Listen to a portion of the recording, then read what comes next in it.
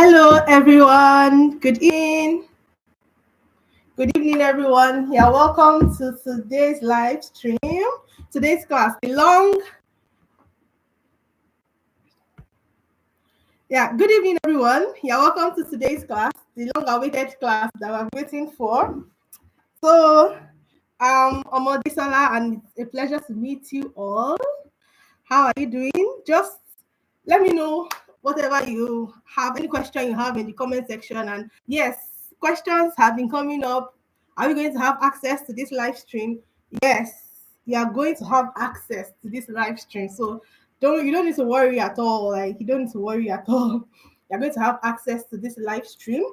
And the questions that you have, just let me know, just type it in the comment section. I'll be there to attend to all your questions. All right, so we're going to be starting now. I welcome you all to Synopsis of Ican Academy.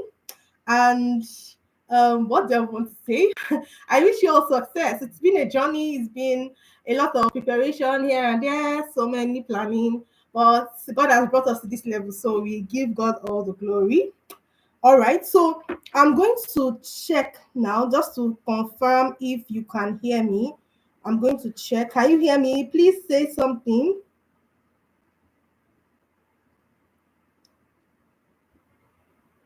Okay. My network is breaking. You can't see me. Network is breaking. Okay, can you hear me? Can somebody please say something in the comment section so that I will know if you can hear me? If you can hear me, just say, oh, loud and clear. Good, that's good. So I'm going to be starting now. So don't worry, you're going to have access to the documents. I'm going to have access to the document, to the video. Everything is going to be available. So let's just start. All right. So this is the pre-scene. And I'll just quickly give a little summary of what the pre-scene is about. And please, I know we cannot see each other. This is an online class. But please, this is a class. This is not time to be cooking or to be walking on the road. This is time to sit with your pen and your paper. I have mine here. Your pen, your paper, your calculator. This is a class summary. So please, and just note down your questions. And because there are so many messages coming in the comment section, so I may not be able to take note of everything. So when it's time for question, I'll just announce, question time, start picking your questions. So I'll just be picking questions and be answering. So don't worry, I'm going to attend to everybody. Just note down your question. All right, so we're starting right about now. So this is the pre-scene case study, and this diet we're given. The company that we're actually analyzing is Spicy Confectionary Limited. And Spicy Confectionary Limited, in summary, is a company that deals in confectionery products like chocolate, sweets, and cakes and the likes. And the company is particularly in Abuja and Lagos. So in the pre-scene, we're given information about the history of the company, the strategies, the financial statements, and some other information. So the first thing is, this was the first major information that we're given.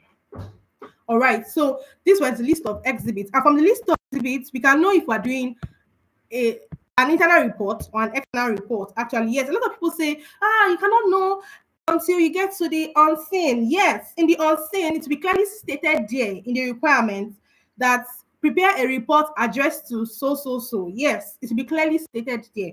But you don't necessarily need to wait until you get to the unseen before you actually know what you are going to do or what you're going to prepare. Some people are saying they cannot hear me. I don't know if it's from your end. Before I continue, I just want someone to just say something. If you can hear me, just say, I can hear you, please. So I will know if it's from their end. But don't worry, even if you cannot hear me, you're going to have access to this recording. So you don't need to worry at all, honestly. Like, you don't need to worry. So if you can hear me, can somebody just say, oh, thank you so much. So we're going to start. If your network is bad, don't worry about it. You have access. All right. So as I was saying, you don't need to wait until you get your unseen before you know if it's an internal report or an external report. So from the list of exhibits, you can know. How do you know? Do you have a third party? First of all, the first question you ask yourself is, who am I in this particular precinct? Now, in this particular precinct, you are who? John Adesola. You are John Adesola. That's the name that you are giving. So any name that you have, the moment you step into that hall, you're not more bearing that name again. You are now John Adesola. And then your employer, Osayeme Adelowo Churanko. That's your employer, the person that employed you. So now the question now is that you look at the other list of exhibits. Do you have any other company that was mentioned aside your employer? So let us look at it. Now, in this case, we're given information about the Spicy Confectionary Limited, the confectionery market, Spicy Confectionaries, summarized financial statement. And don't forget, you are working for who? Osayeme Adelowo Chukuranko. So that's telling us that aside our employer, a third party was what? Was mentioned. A third party was mentioned. So that simply tells us that what we are doing an external report because an external party was mentioned. Yes, in the unseen, we have detailed information. Now, some people ask questions like, would they change it? I can confuse us. Probably, telling us in this particular situation that is a third party was mentioned. Would they confuse us? And I can. They will not do that. At least from the trend of past questions. At least I've written 2 books on Ican. I've tutored a lot for over like some quite a number of years now. So based on the trend of Ican past questions, no, they will not confuse you like that. They will not come and tell us, give us information about a third party and then tell us something different to the unseen. That's not happened that way. So you don't need to worry. Is that this is an external report because an external party, Spicy Confectionaries Limited, was mentioned. Yeah. So, and the first step to succeeding in any case study is what? Knowing what you are doing. At least if the purpose of everything is not known, abuse is definitely inevitable. So we know that what we're preparing an external report. So we'll just take it up from there. All right. So the second thing now that we are going to be doing now is what? Digesting our responsibilities. Now, why are we digesting our responsibilities? Because I used to say it a lot to my students that ICANN has unseen, but the unseen is not really an unseen because they'll give you clue. You know, this situation of, they are showing you something, but they are not showing you entirely. They're speaking in parables. Yes, that's the word. They're speaking in parables. So the parable is always in this responsibility. So if you can find time to calm down, digest this responsibility, analyze it very well, trust me, you enter that hall and you will not be 100% surprised. Can we predict 100% what the unseen will be about? Truth is no. The only person that can tell you what the unseen will be about 100% is the person that said the question. But at least from the responsibilities, based on the pattern of I can pass questions, you would see that the responsibility always gives us a hint of what to expect. So now in this place, we're told that you are John Adesola writing the professional level. So this was information that they told us earlier.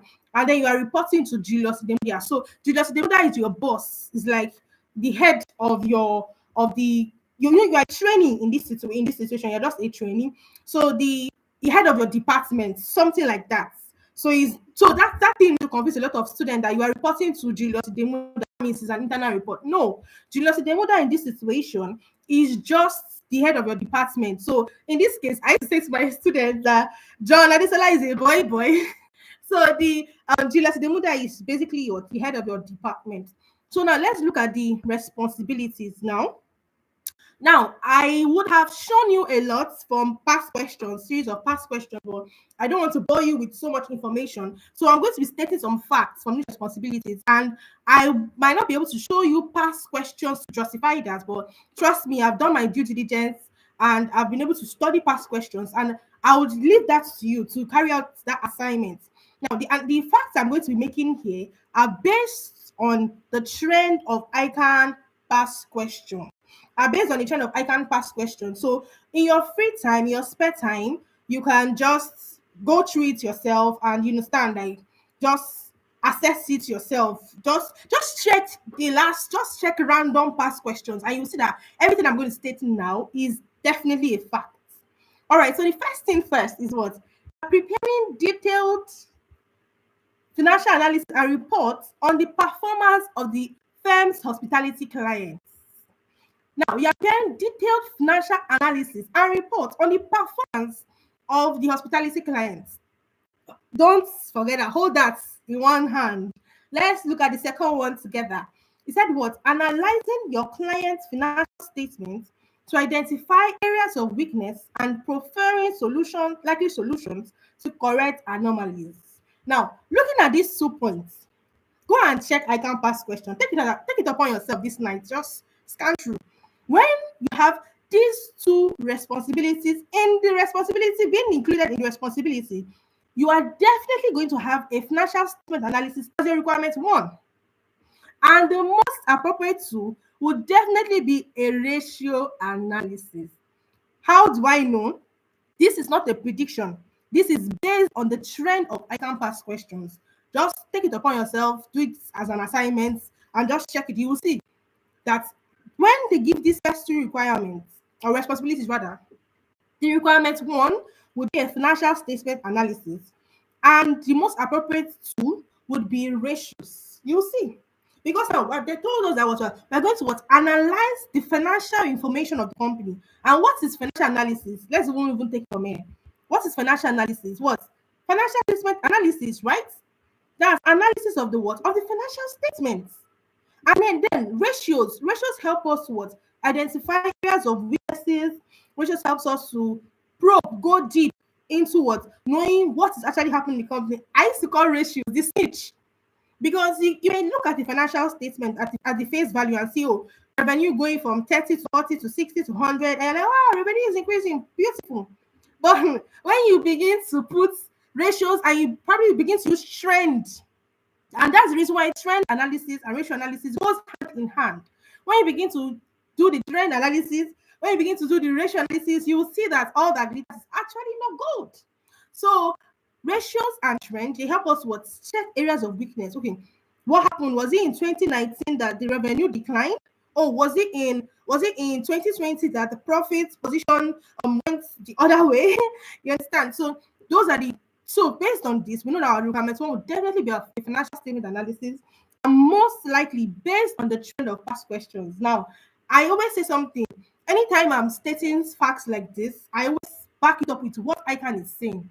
So based on Ican past questions and based on the trend of how Ican sets questions, most likely ratio and probably trend too will be tested. Fine, yes, I know the people are saying, oh, divisional performance here and there.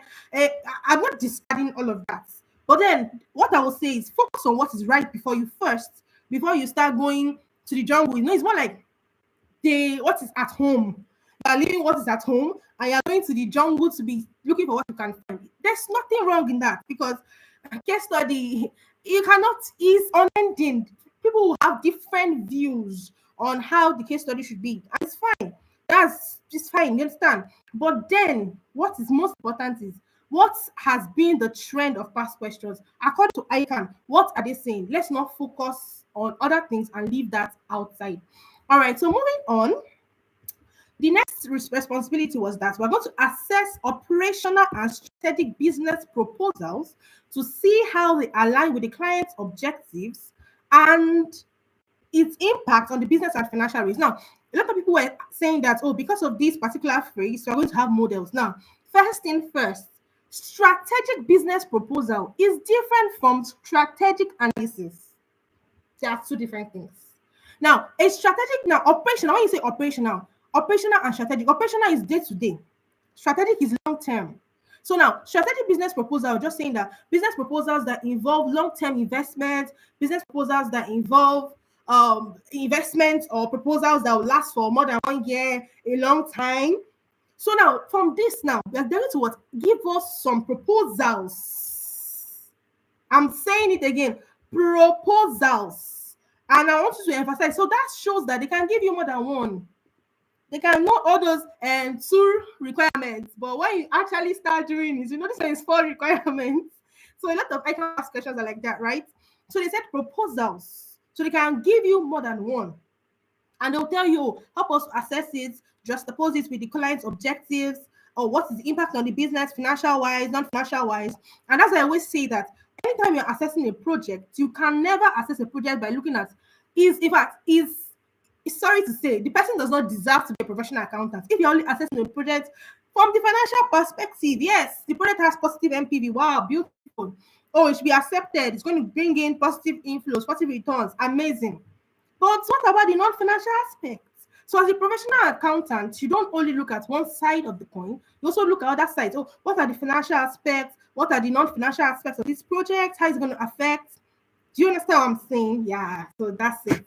So moving on, we're told that what we're going to assess what the client's financial and business forecasts together with what? Together with the assumptions upon which they are based to form conclusions and recommendations to the clients. Now they said what? Assessing the what? The client's financial and business forecasts.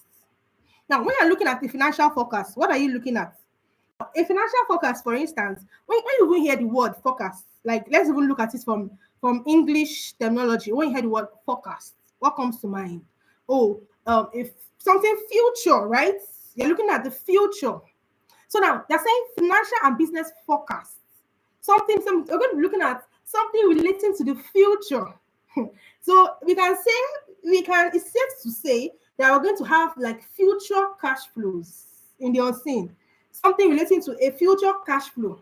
And I want to ask you a question. Let's even look at this on literal level.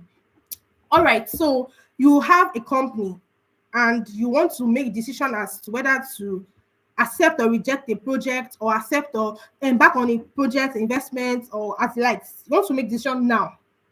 And then you have the price. Okay, let's even come down to like a real, because I'm making some facts, but I want you to see why those facts are actually reasonable. Now let's even come to basic terms. You want to go and buy something tomorrow at the market, and now you ask for the price. Okay, what is the current price? Or you're about to go and buy something in the market. You ask, oh, what's the price of this item in the market now? Because you're actually making the decision to buy now. So would you ask the price now, or you'll be asking the price in the next 2 years? Of course, you want to know the price now because you're making the decision to buy now, right? So when they are telling us that they're going to tell us to assess the client's financial and business forecast in order to make decisions now. So that means what we have to bring that future result or future forecast to the present situation in order to what? To make decision. I don't know if you get what I'm saying. So in summary, we're smelling MPV. MPV is smelling. We can smell it. MPV is like something is going on. You understand? So there's great possibility that they can give us a situation where we require MPV, because MPV helps us to do what? MPV helps us to what? To bring future forecasts to the present value. You understand? So sometimes, even though there's a lot of uncertainties about what the pricing will be about, but then when you actually come down and actually see these things from other perspectives, you would see that you would actually have an idea of what to expect. Now, in this particular diet, they also added something. They said what? Advising your clients on their strategic tax planning strategies for optimal tax liabilities. Now, before I even say something here, I want to show you something. Now, look at this word, because English too can help us a lot. Here they said what? Preparing. Here they said what? Analyzing. Here they said what? Assessing. Here they said what? Assessing. But here they said what? Advice. Advice. So it may just be a situation that does advice. Fine. Advising may come with calculations. Then we have to move on to advice. Very, very correct. But they might not necessarily give you you're not doing advanced taxation here, you're doing case study. They may not necessarily give you a complete tax question and ask you to start assessing it from the beginning, or calculating temporary timing differences, calculating different tax liability, calculating different tax assets, and the likes, like IS-12. But then they might not give you something as lengthy as that. They can just give you a situation and tell you, oh, Advise us. Advise us. How, oh, based on this, based on A and B situation, how can we actually what optimize, what are the tax planning strategies that are in place that can help us to what? That can help us to optimize our what? Our tax liability. Something like that. Something like that. So that's a very, very, very possible situation. A very, very possible situation. You understand? I don't know. I don't know. I think study is just sweet. Like I don't know. You just be happy because when you begin to sit down and analyze these things, I begin to look at all these things. You see that wow, it's actually interesting, right? It's interesting. God will help us. Then finally, you draft a report to your boss or for your boss. You draft a report for your boss. For the client, anyway, the report is not for your boss. The report is definitely going to be your client because you can keep saying advising your client, assessing your client, assessing your client. So the report is going to be prepared for your what? For your clients. All right. So then we are told that we should keep ourselves abreast with the accounting, the taxation, and the hospitality industry, both international and nationally. So anything accounting, taxation, your MPV, your ratios, your trend, over the divisional performance, you can still read it. Your taxation, your hospitality industry, keep yourself abreast with it. So now the purpose of this responsibility in summary is to give us an insight of what to expect in the unseen and what our likely requirements will be. You understand? But many people don't read it. That's the reason why they'll enter the examination hall. And then they'll be like, Ican is wicked. Ah, let's not lie. Ican too. There are some situations that they would give us some God will help us. But then again, they have given you hints. So that's for you now to now do what? To now sit down, check those hints, put two and two together, and what? And get what you need. All right. So, with that being said, they will give you the complete question. That's the question that consists of the preseen and the unseen. They will give you the complete question. Please, as in, I am begging you. The first thing you should do is go to your requirements and digest your. I did not say read. I did not say scan. I did not say skim. I said what? Digest your requirements. Why? Because it will save you a lot of time. You know, you see a lot of people now. Let's take for instance. Now, for instance, you are supposed to prepare a financial statement, an income statement, for instance, and then you have prepared. Oh, in fact, you're so happy you have gotten to your profit before tax. Sales, imagine sales all the way. Would you not start canceling? So sometimes a little information that could have be pressure. Me myself, when I did my Ican exam, I was pressured because my own center they didn't really emphasize reading like that. So maybe we entered, I was like, this guy is already writing, that girl is already writing. Let me start writing too. Don't be pressured though. You paid your money, this person paid their money, everybody on their own. You go digest your responsibilities very well. So when you are reading with a mission. You already know what to expect. You know that they're asking you to do A, B, and C. So as you are reading, you're not just reading and miss. You're not just reading without direction. You're reading with what? With direction. You're reading with a mission. Do you understand? So now we know our possible requirements. You know a possibility of what to expect. So let's do what? Let's now start reading, and let's start seeing how we are going to use this information. So what I'm going to be doing now is that 20%, first of all, 20% of your grade, 20% of your marks are awarded for what? Assimilating and using information. So if you want to assimilate and not just the financial information, please, over the non-financial information, assimilating it and using that information is 20% of your grade. 20%, yes. So I'm going to be showing you how all this information can be useful because a lot of people actually believe that this information is actually going to like is useless. You understand? Like what do you want to use all this information for? It's not useless. So I'm going to be showing you how you can actually use that information. All right. So the first thing is that they told us that Spicy Confectionery was formed in 2010. So now this information is going to be needed, all this history is going to be needed in your introduction. And I'm going to be showing you the full report. I've already prepared the solution here. So we're going to look at that too. Let's just look at the present first. So the The company was formed in 2010. It manufactures and sells top quality confectionery. For many years, it is widely known and has been recognized as a successful company and has become a household name, particularly in Abuja and Lagos. Now, currently, in the pristine, we're giving financial statement for 2021 and 2022. We're going to look at that very, very soon. We're giving information about the or we're giving summarized financial statement for 2021 and 2022. So if the company was fine, they didn't tell us how many years the company has been in existence. But if the company was formed in 2010 and as of now, okay, some people are saying is you can't see my presentation. Okay, so let me just stop and share. I will stop and share again. I don't know why. So I'll stop and share again to see if it works. Okay.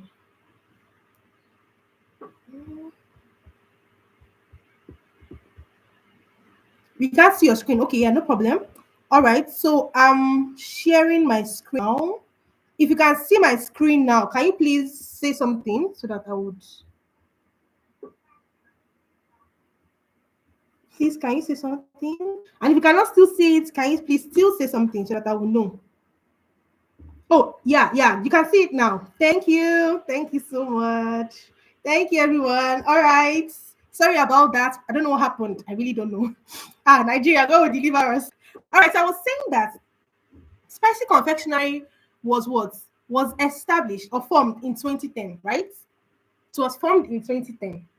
And in the financial statement, shown for what? For 2021 and 2022. So that this company has been existing since at least not less than because from 2010, almost see my handwriting. From 2010 to 2022, that's about 12 years, right? So that means the company has been existing for not less than 12 years.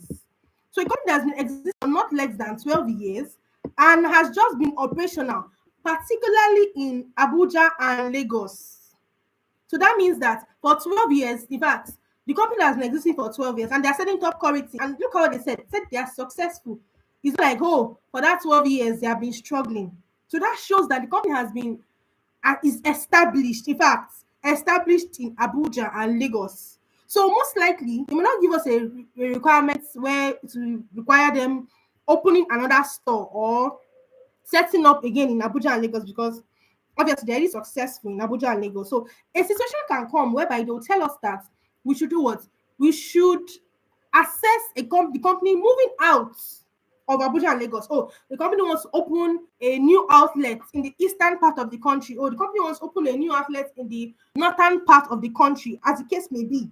So that's also a very possible requirement that can be tested. A very possible requirement that can be tested. So they can tell us the company wants to go outside because for 12 years they have been particularly in Abuja and Lagos. Let's try other things. Let's test the waters. Let's try other things. So that's a very, very possible requirement that can be tested as well. And then they said what? His fame is built on very high quality confectionery products. And it sells to his own stores, strategically located in both cities. Some of these stores are operated from the buildings owned, while some are operating on lease. So a lot of people were saying that because of this information that is given here, that leases will be tested. Now, in the entire pristine, the only place where lease was mentioned is what? Is this place here, where they told us that some are operating on lease while some are owned. You understand? So, and nothing on leases was emphasized, but while it's not possible, it's not good for us to rule out any possibility. May I will say, focus on what was actually emphasized. Now, I'll be showing you some emphasis that was laid and keep going on. Focus on what was emphasized because this was the only place they mentioned possible. Now, how did this question come? It's very possible that they can tell you a situation like, oh, the company wants open a new store in Enugu or open a new store in Kano State, and the company doesn't have enough money to buy the shop or to buy the store where it will start doing its operations or something like that. Okay, help us to assess it. Should we buy or should we what? Should we lease? So you have two options. You start doing option one, option to buy, option two, option to lease, and you will check the one that will benefit the company and advise them on decision to take. So that's a possible requirement that can be tested. That's a very possible requirement that can be tested. But meanwhile, leases were not emphasized in this situation. So, but then still a very very possible situation. So what I'm going to be doing now is that in this particular class, I'm going to be showing you emphasis. Based on those emphasis, possible things that will be tested and all other possible requirements that, even though they were not emphasized, if this comes out, is very possible. So that's what we're going to be doing in this class. And so they told us that what it has its factory in Lagos, where the business originally started, and the products are distributed through a multi-channel network comprising of Spice's own stores, online, and what is online business and franchises and retail partners. So the company, in fact, it has multiple channels of distribution. It has its own physical stores, it has online stores, it has franchises, it has retail partners. In fact, this company, they are doing very, very, very, very well in that situation. And then I said something. In addition, Spicy has now started. Now, when you are reading the pre-scene, you have to be very, very, very. You understand? Your nose has to be sharp so that you be smelling some important things. You understand? So now it has now started. It has now started to supply confectionery to large retail stores and what? And supermarkets on contract basis. Now it looks funny, right? You I'm saying it, but this emphasis that we're laying, they are key things. So don't look beyond my English. I mean, look beyond my English and look at what I'm trying to say. So now, a company that has been what? That has been operating through its own stores, that's been operating online, that's been doing franchise, that's doing retail partners. In fact, are well successful. And don't forget, they told us that this company is not an unsuccessful company. It is a very successful one. But now, currently, it has now started. It has now started. So a company that just started would really want what? To expand. And if you're when we start looking closely very soon, we'll be seeing that some of his business strategies are to is expansion. Yes, that's a very, very serious strategy. It's expansion. They want to expand. So now the company has now started. It has now started. So it's something that is a very possible situation that they want to what? They want to do more. They want to do more.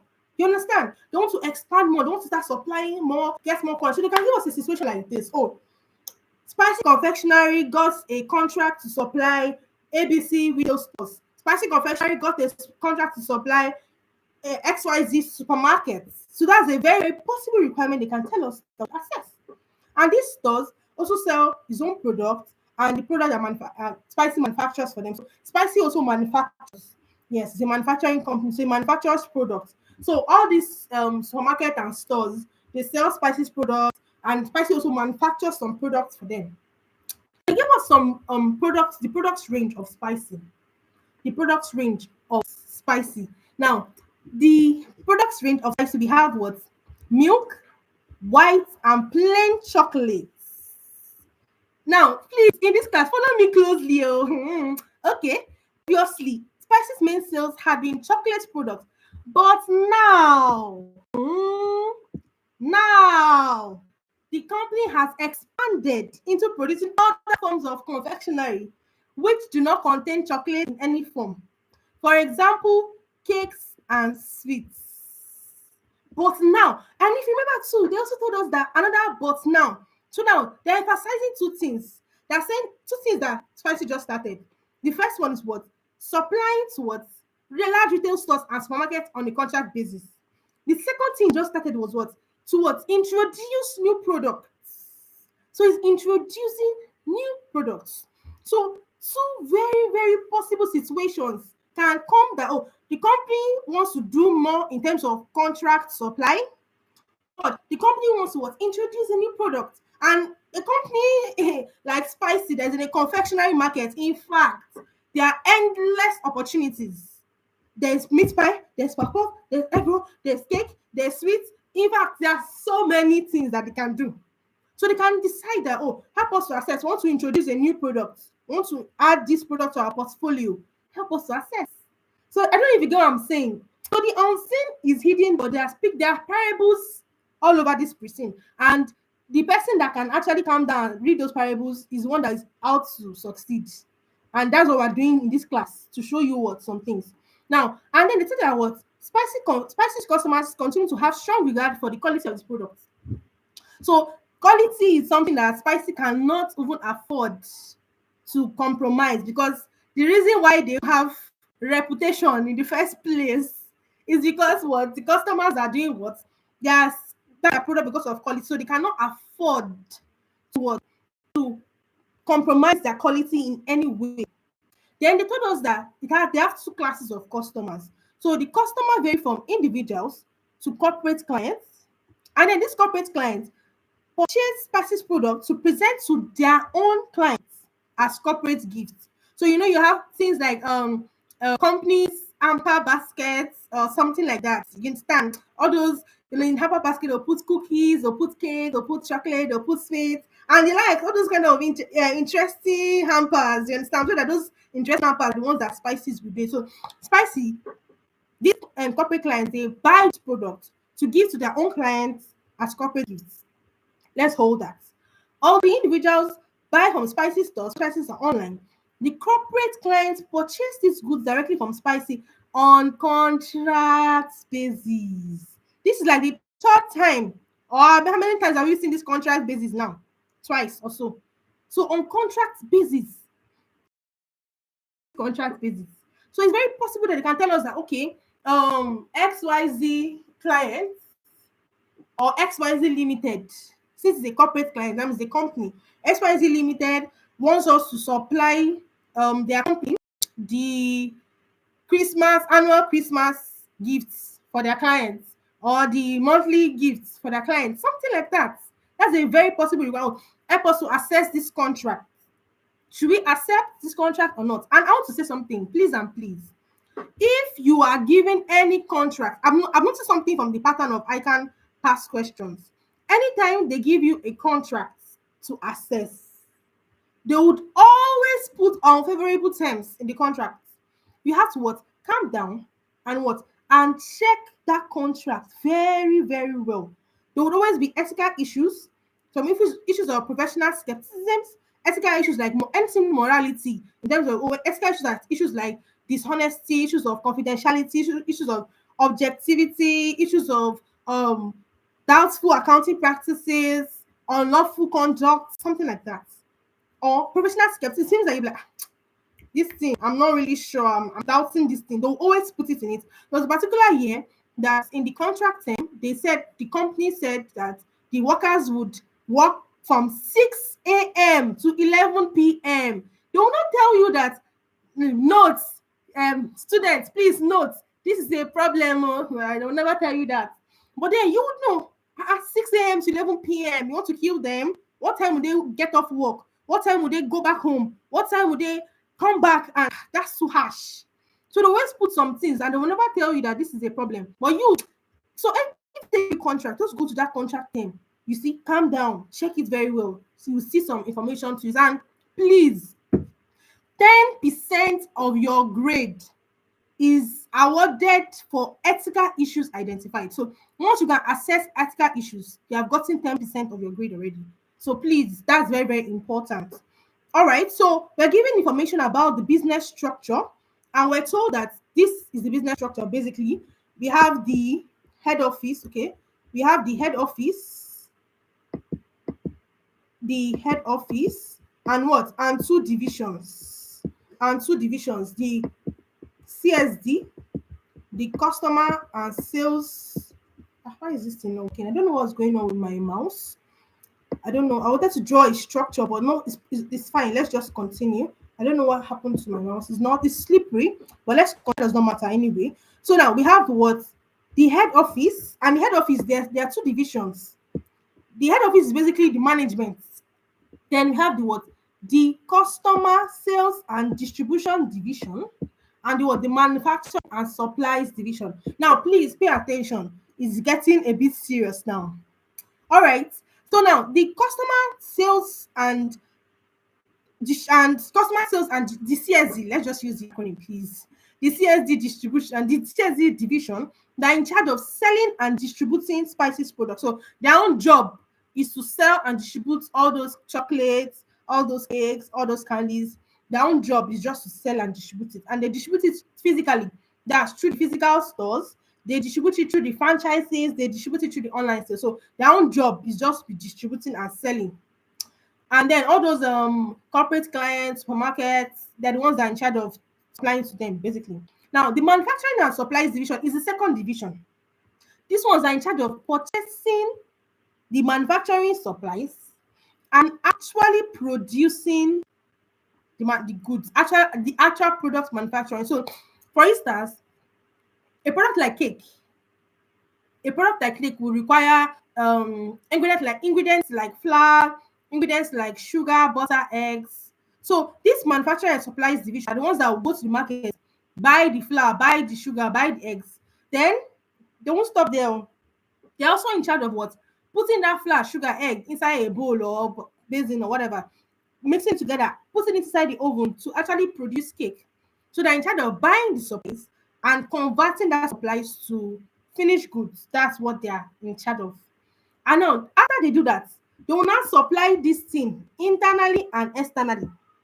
So they are supplying internally and they are supplying externally. Now, please pay attention. Please pay attention.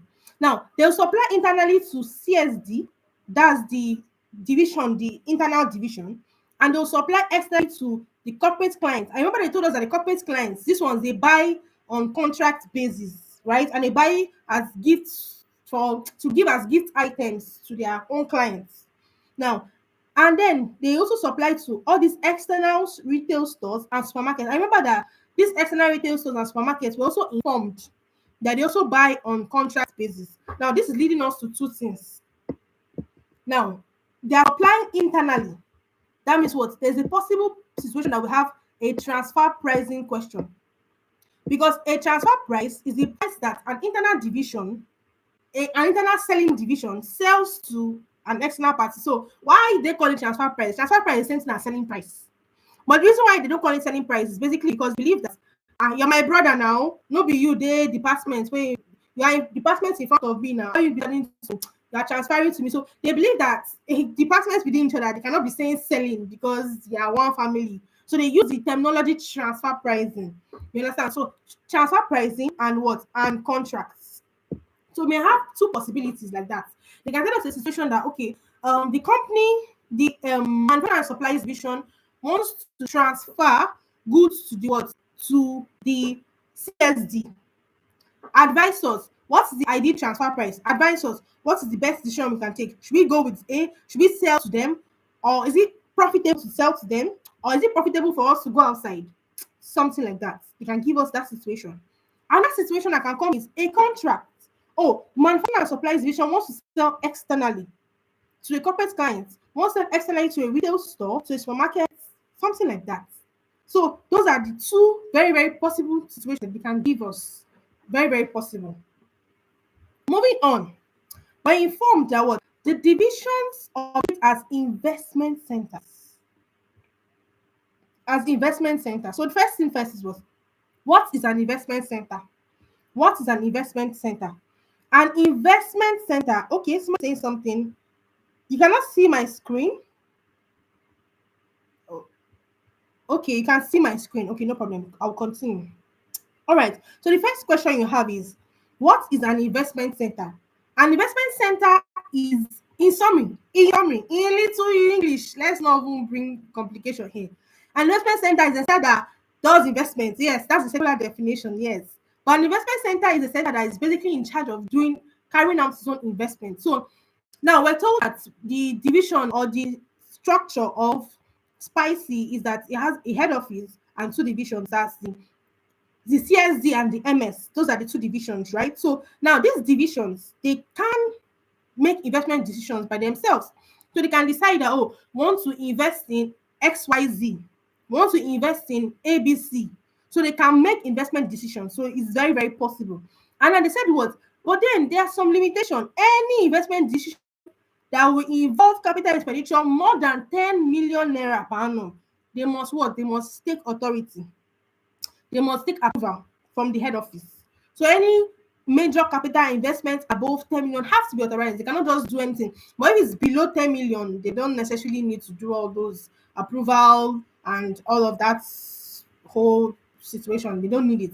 Now, the CSD does not allow its outlet to make capital investments at all without its prior approval. So within the CSD, all those stores, all those online franchises that CSD is monitoring, they cannot also make any capital investment decision without actually taking approval.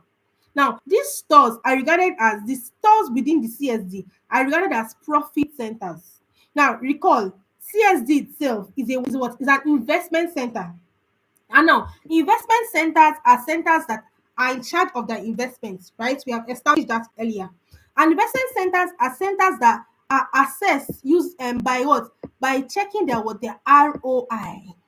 So their ROI, their return on investment. Of course, you say that, oh, division A and division B can actually invest, and you give division A 10 million, you give division B 10 million. How do you know which one actually did better? Oh, division A, how much return did you get? Oh, division A, you got 5%. Division B, how much return did you get? Division B got 2%. You know, division A is better because 5% is higher than 2%. But obviously, the other things too you will check, but basically, it's their ROI that we use. Now, I'm trying to establish something. But a profit center, on the other hand, is not an investment center. You understand? So we're not going to assess them based on ROI, but based on the profits they generated. Now, this is the reason why this information that we have here is the reason why a lot of students were asking, would divisional performance be tested?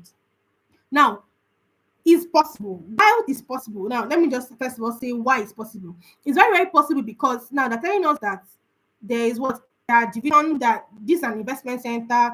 But then for us to do divisional performance, we must do what? We must have the division's information, right?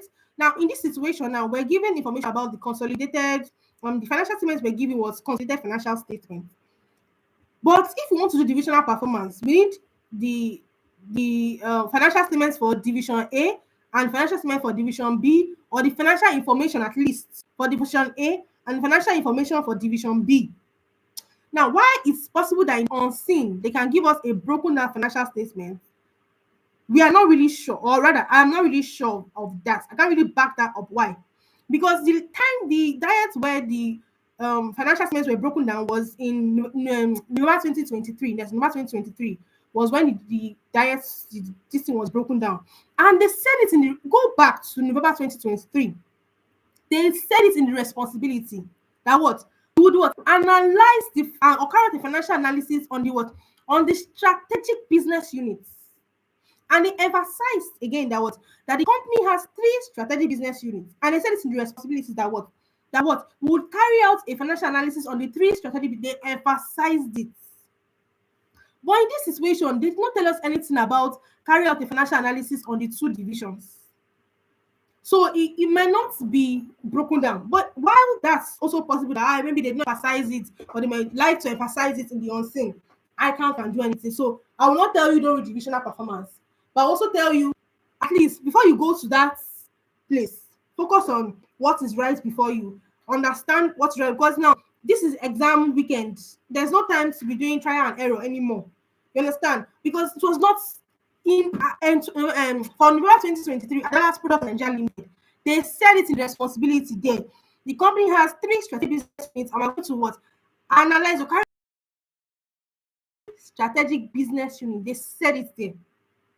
So not saying we are going to analyze the divisions. So please, while you can, I'm not saying you should not read it.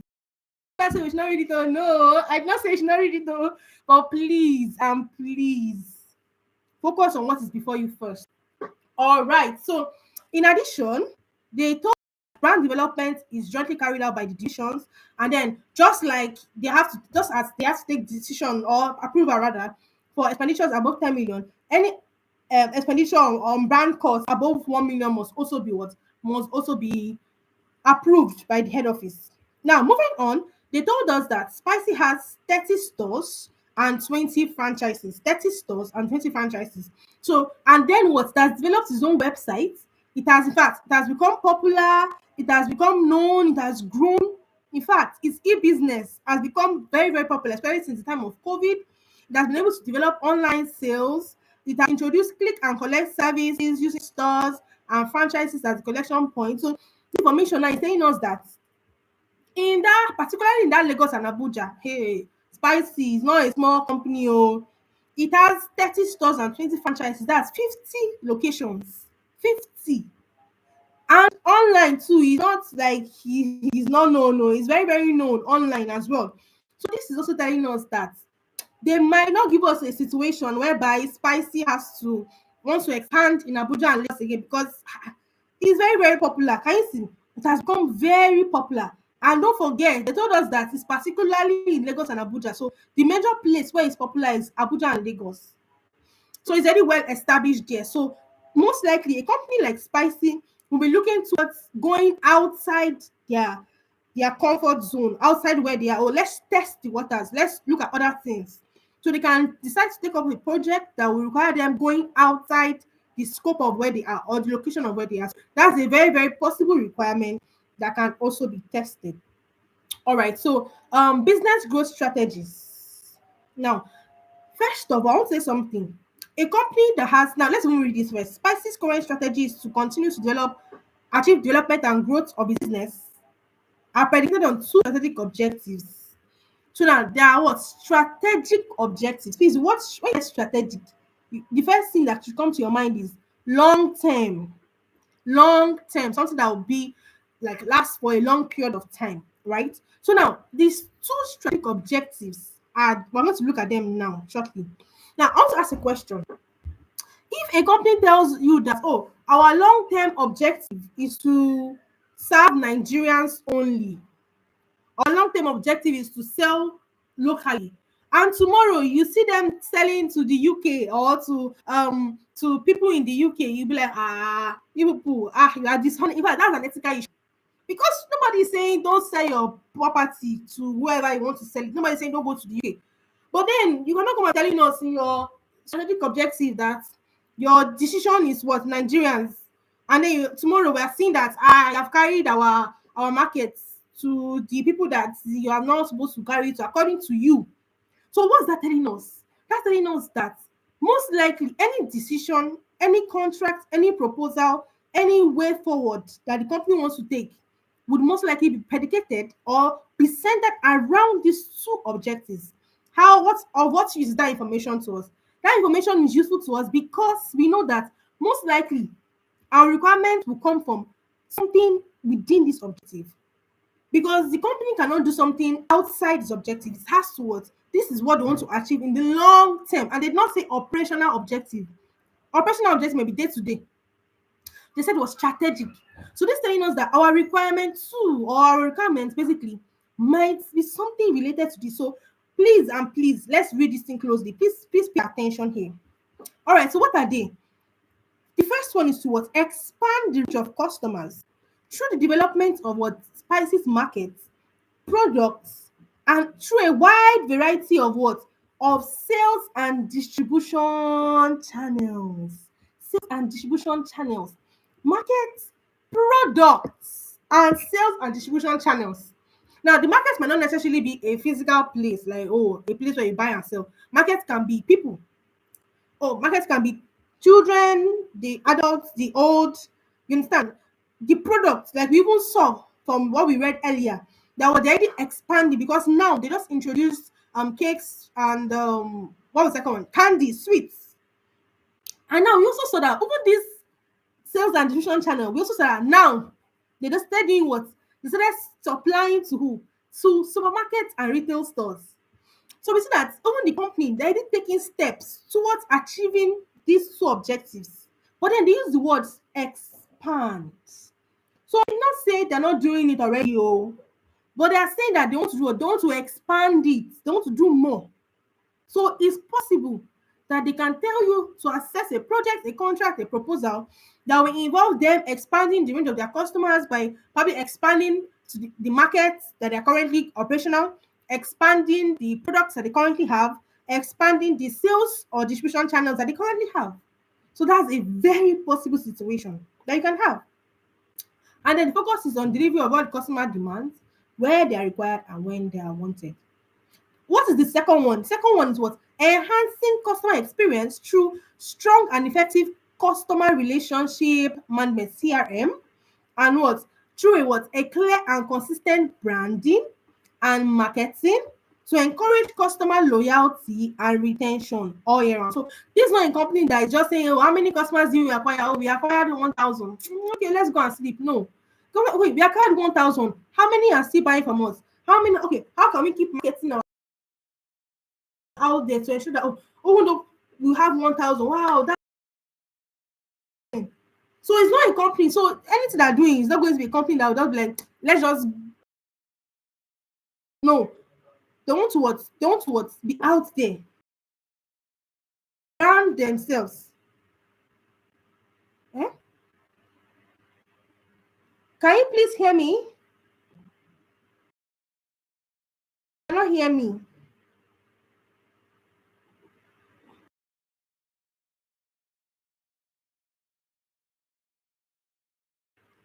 Can you hear me? People are saying they cannot hear me. Can you hear me? It's clear now. It's clear now. Okay, okay, okay. Thank you so much. Sorry, I just heard some people saying they cannot hear me. Cannot hear me. All right, so I'll continue. Please, if you can hear me, so I think probably it's your network. So if you cannot hear me, don't worry. Don't worry. Eh? This video, I'm going to make it available for you. You understand? I'm here for you. Don't worry at all. You understand? So don't worry yourself at all, like at all at all. So just keep following. If you drop off, everybody knows the situation of Nigeria now. Everybody network has been terrible. So if peradventure your own network drops off, don't worry about it. Just try and rejoin. Just try and rejoin. So let's continue the class. All right. So let's continue. So this and about let's just move as we are. No, want to keep moving, want to keep expanding, want to keep doing more, want to, you understand, spread our wings. So they will never tell you that they want to do a project whereby want to do a project in a corner in a store that nobody will see us. No, they always do something that everybody should see us. We should be out there. We should, in fact, be out there. That's so. These two business growth strategies would most likely our requirements too would most likely be centered around it. Because remember that we're told our responsibilities that we're going to be assessing some business proposals. So most likely we'll have something related to that. So to be shared between their stakeholders and their shareholders. So basically what this company is basically trying to do is to create value. And that's why you can never, ever, ever see a situation that they will say the product has negative MPV. A negative MPV project can never create value. So how can you use this information? Oh, MPV of 15 naira, therefore it should be accepted. It aligns with the vision of the company, which is to create value. Now, please, I've said it before. 20%, 20, what's going on with my mouse? 20% of your grade. Well, mouse does not want to work, but I'll still use mouth to say it because your success is my goal in this diet. We're out to ensure that everybody succeeds. 20% of your grade, please, is awarded for using information. So this information that we have here, please use it. Anyway, Sha, I'm going to show you the suggested solution and show you ways that you can actually use all this information better practically. So what? The mission of the company is to be a leading confectionery manufacturer to ensure continuous growth in market share by adding new products. Now they are also saying something here that their goal is what? Their goal is to add new products. And you can see that they're also doing that. So now they want to grow their market share, they want to add new products. So that's a very, very possible requirement that they can tell us that they want to also achieve, they want to also do. So that's a very, very possible requirement. Oh, they want to add new product, assess this product, check the viability, tell us whether we should do it or not. Now, the culture of the company is that what? And they recruit top-rated people in various disciplines that have something to offer the company and is willing to pay top of the world. The company is willing to pay top of the range salaries to the right persons. They maintain a culture of openness. They maintain a culture of freedom. They allow staff to come up with novel ideas that translate to value creation. So now, if you are seeing a situation that admin expense is increasing, of course, admin salary is admin expense. So a company that pays what top of the range salaries to top rated people, definitely it will most likely incur high cost. So while this is good, and if it's also good because what they have the right staff, and most likely the right staff will them to what to achieve high profits. So that's good. While it's good, they also have to what they also have to manage it so that they will not go and carry all their money and be using it to be paying what paying salaries. So moderation should be done in moderation, but it's a good thing that they have good staff in the company. Technology is also at the heart of the business. Yes. And what the company also what they try to improve technology. In fact, they've deployed technology in all virtually all the areas. So when it comes to technology, this company they're not carrying last at all. They are very, very strong when it comes to what to technology. So that's very good as well. And in fact, they didn't even stop there. They went as far as going to a research lab, food sciences, technologies, working together, creating new products. Now, this is like the third time or so we are seeing it improving existing products, going to evaluate the discoveries with the aim of what converting those discoveries into commercially viable products. So what they are creating new products, improving existing products, ensuring commercial. So they keep saying new products, improving existing products. So it's very possible that they can also give you a requirement that would require you to what to assess the project, pardon me, assess a product that they want to what to create, check the viability. So that's also a possible requirement that can be tested. Then the business model is to do what? They ensure that they recognize that the critical success factor is to create value, just like they said in this was in their vision now, mission now, to create value, and not just to their shareholders, but to their stakeholders as well. And then they incorporate responsibility and sustainability as well to the business, and by making what long-term investments. So now that's they're also telling us, so they can tell us that oh, company wants to make an or enter an investment or back on an investment that will last for more than 1 year. So that's also a very possible situation that they can tell us what to assess. All right, so let's just run through. Then they told us about sustainability, and they said that Spicy strives to carry out operations in the most sustainable and environmentally friendly manner. In fact, they even go as far as ensuring that even the suppliers they adhere to ethical, high ethical. So all those suppliers that manufacturer and supplies division are buying flour, sugar, cake, and whatever for the supplies, their raw materials from. They don't just buy from anyone. They ensure that even their suppliers they are adhering to what to sustainability practices when it comes to sourcing materials, how they treat their employees as well. Then the company sources cocoa from the southwestern part of Nigeria, and they have initiated schemes to encourage sustainable farming. So now, aside sustainability, they're also doing CSR, corporate social responsibility, for their farmers. They initiated schemes to encourage sustainable farming. They are training their farmers. In fact, they ensure that farmers are using effective agricultural methods. In fact, they have introduced approved co-production certification programs. They have ensured that their farmers achieve higher level of incomes, access to additional training. Wow. In fact, this is applaudable. That means Spicy is doing very well when it comes to sustainability. They are doing very well when it comes to what sustainability. So that's a very, very good one. And it's not just a company that will just preach and not be doing. They themselves, their products, they ensure that what that is only what they put inside. If they don't put sugar, they will not say sugar inside. Then what? Their packaging, the nutritional content, the volumes of consumption, and they ensure that their packaging are environmentally friendly so that it will not affect their environment. So this is showing what honesty. They're not doing so. This is an ethical, moral, a good thing. It's not an ethical issue. It's a good thing that they're doing. Oh, they're actually not lying. They're not dishonest about what they're putting inside their product. So that's also commendable. Then they go as far as what using what green energy source to reduce what electricity and greenhouse emissions. So that's good. Then they introduce annual health safety audits. All the staff are required to take food safety and health audit training. Workplace benefits are given, pensions, medical insurance, staff discounts, and the like. So, in fact, when it comes to a summary, when it comes to sustainability and what and corporate social responsibility, Spicy is doing very, very well. Spicy is doing very, very well. Spicy is doing very, very, very, very, very well. So that's very, very commendable. That's very commendable. So let's quickly run because we're still going to look at the unseen so that the class will not be too lengthy. But then we still ensure that we touch everything. So now the confectionery market, that's another information that we're given. And we're told that what the confectionery market refers to food items. So this is just like a definition of what the confectionery is, but you cannot ask you what the definition is. And I'm just basically telling you what confectionery is basically. Then the global market has been put at 210.3 billion in 2019 and 270.5 billion in 2027. So a lot of people were asking, oh, because they mentioned 2019 here and 2027 here, would they give us financial statements for 2019? That's previous, give us from 2021. Would they give us 2019 and would they give us 2027? Now, well, why nothing is impossible?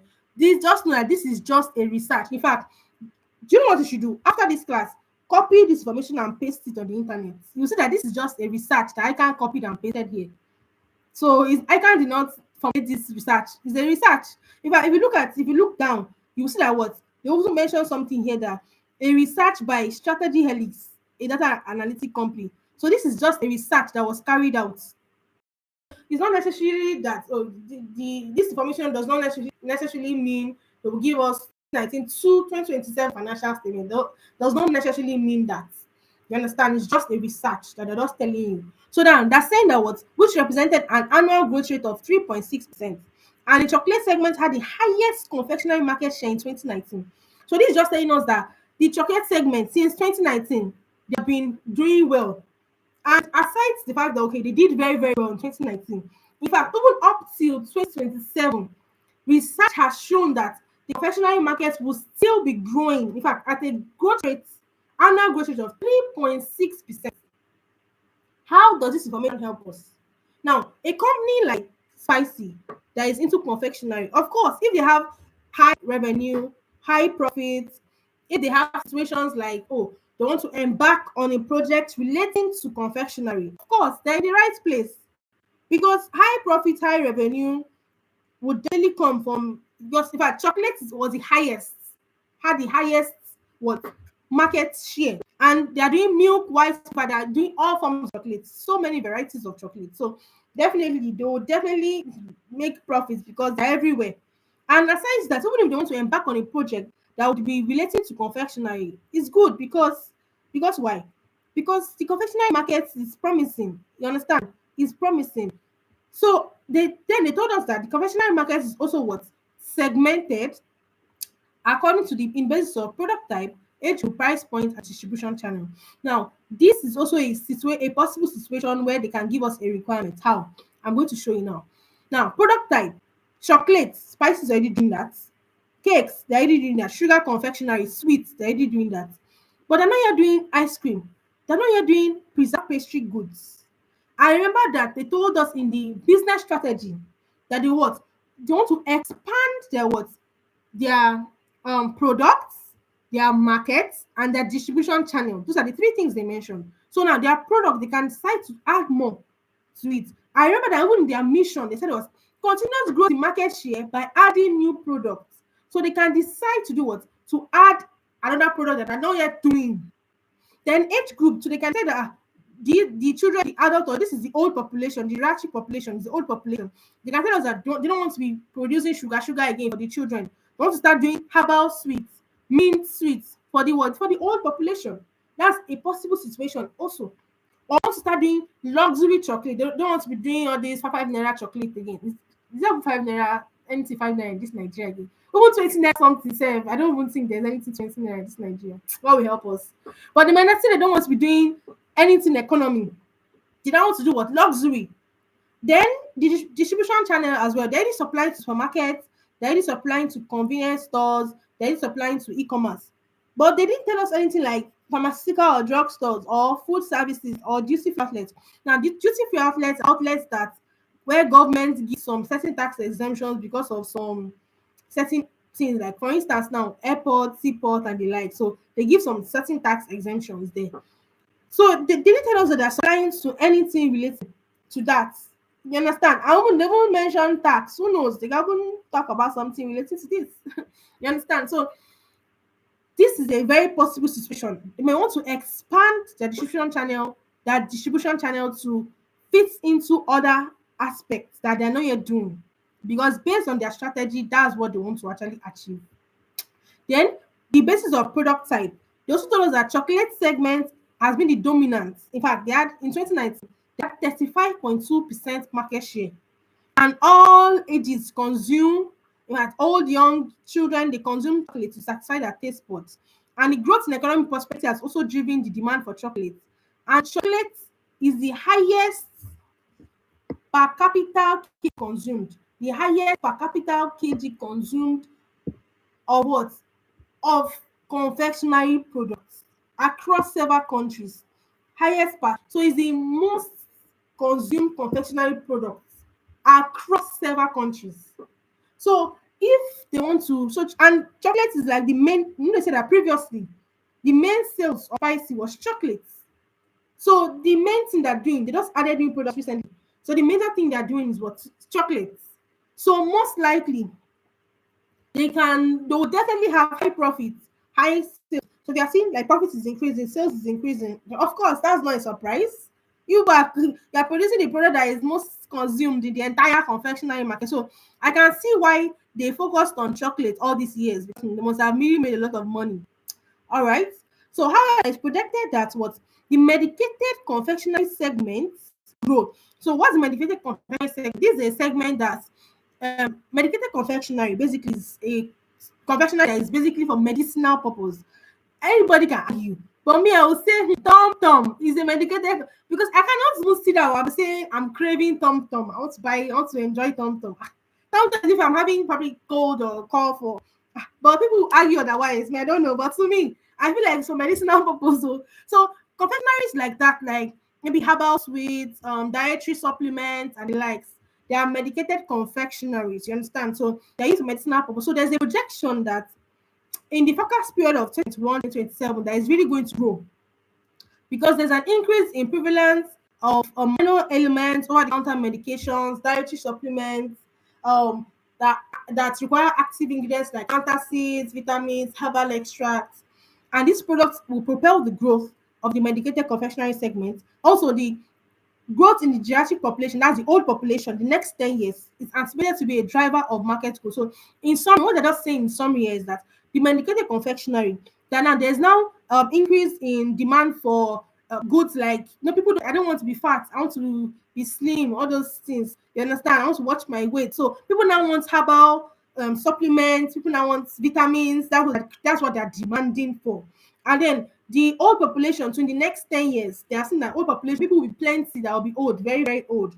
So most likely the demand for all those medicinal, confectionery for medicinal purpose would increase. You understand? So this is also a very good segment that Spicy can decide to actually invest in. You can tell us that they want to invest in this segment in order to take advantage of the growth potentials that are in this segment. So that's also a possible requirement that can be given. All right. So they also told us that the market has been projected to grow at a compound growth rate of 9.8%. So this is another um, research carried out by another company, Strategy Helix, a data analytic company. So they also said that they have seen that in fact the conventional markets will keep growing. And then the key factors of this are what? Increasing availability of different varieties of candies and chocolates, rise in trend of gifting confectionery, rise in disposable income. So now these are things that you can use to back up your points. How can you use this information? Oh, revenue increase, or there's an increase in revenue because of what? The rise in gift of trending, or the rise in trend of gifting confectionery, sorry. There's an increase in profits because of what? Rising disposable income that has made people to buy more, and then increase. I think you get what I'm saying. So these are the ways that you can use this information. And please don't forget, 20% of your grade is awarded for what? For is awarded for, okay. You cannot see my screen. Okay, let me try and shut. I don't know. Okay, let me just try and stop and share again. I don't know why you cannot see my screen. All right, I hope you'll be able to see it now. All right, so I'm sharing my screen now to see it. You should be able to see it. All right, so So these are informations that can actually use. You understand? Those are informations that you can use to back up your points. Do you understand? Oh, revenue increase, profits increase because of what? Because of these factors. So don't forget 20% is awarded for it. So they told us that what conventional markets also segment on the basis of product and distribution channel. Now they're emphasizing this thing. This is like product and distribution channel. I've seen it like how many times? So they keep emphasizing it. So that's like something that can also be tested. They can tell us that, oh, they want to move into another product segment or into another distribution segment. So they're just like repeating. If you notice very like, I've seen a lot of repetitions in this precinct, but probably they're repeating it for a purpose anyway. Then what? Customer habits are evolving, tastes and preferences are also evolving. Manufacturers are increasing their products range by including what? Functional ingredients, herbal, organic fillings, tropical fruits, nut based.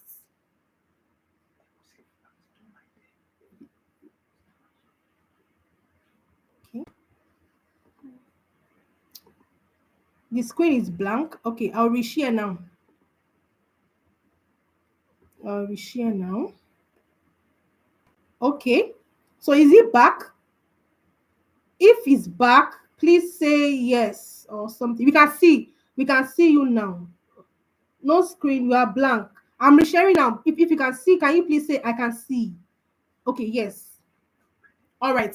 Thank you so much. So you can see, thank you. We're back. Their product range to improve all these organic herbal fillings, tropical fruits, nut based, exotic flavor. So they're trying to implement all of these things to what? To increase, you understand, demand. And don't forget that they also said that the medicated confectionery, all these herbal things, you understand, dietary supplements, people are really demanding for it. So there's high possibility that Spice may also want to go further by doing something relating to it. Then the trend of gifting confectionery too. All those brands. Wow, what's going on? You can only see my face.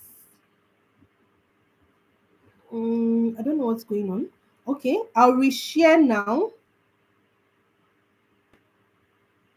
How about now? If you can see, please say I can see your screen. Okay, the screen is back now. The screen is back now. Okay, thank you. Thank you so much. Sorry about that, everyone. Sorry about that. Let's just continue. All right, sorry about that, everyone. All right. So the trend of gifting products, gifting confectionaries, all those gifting confectionery products, cookies, all these things have actually what? They have positively impacted growth in the market. You understand? The growth in the market. And the brands are constantly establishing unique techniques to ensure that customer attention is being got. So, in summary, all these manufacturers, brands, companies, they're also what? Implementing all these things in order to what? To take advantage of the opportunities because medicated confectionery, people are really, really, you understand? People are really demanding. So manufacturers are moving towards that range or that product segment or confectionery segment to improve their product so that everybody to know nobody wants to carry last. Now everybody to wants to be the best company, the leading company in the whole markets, right? So then even all this impulse buying too, that they have also resulted in growth. You know, you go to the market. I was using a very good example in my classes. You go to a market, you go to a shop, you want to buy egg, but you don't say, "Mama, give me two sweets." You now plan to buy sweet, oh, but you don't say, "Give me two." So all this impulse buying, things you don't plan for, that really cause growth in the market. Now, something interesting was also said here. Now they are being good things. If you notice, there is growth, there is projection of growth, there is growth. But now they're not saying other things too. However, the volatile nature of the raw material prices of sugar and cocoa. So there's what the volatile nature of the raw material prices of sugar and cocoa can hamper the growth. In fact, can cause, in fact, it can destroy all things that I've been saying. Today, sugar is 15 naira, tomorrow is 100 naira, next tomorrow is 500 naira. So all these things too, the volatility, how it's changing, it has affected the growth in the market. Then not only that, oh, even COVID-19 came its own. It caused a lot of problems. It caused problems in terms of impact on raw material supply, trade, in fact, it's not even transporting. And I really wonder how a company like Spicy has survived because remember that they told us that the the cocoa is gotten from the southwestern part of the country. So how have they been doing? So I'm sure that they must have had a lot of transportation issues. Demand and supply has just been going up and down. Customer demand has been uncertain. In fact, the workforce has been affected. Sales has declined. So now these are things that you can use to back up your point. So if you are saying that cost of sales is increasing, of course, cost of, and you know what they are saying, volatile nature, that's changing. In Nigeria, nothing is changing and reducing.